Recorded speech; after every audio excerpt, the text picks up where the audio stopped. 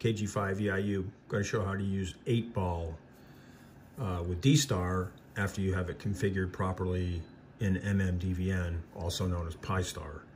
So what you want to do is you want to set your UR field to 8-ball.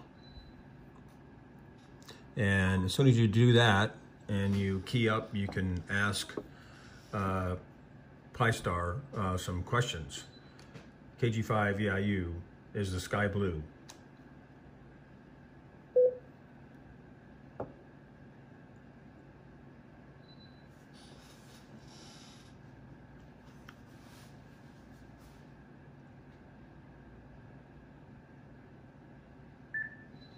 KG5EIU-B.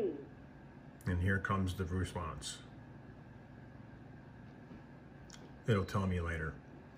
That's 8-ball in D-Star with Pi-Star, KG5EIU.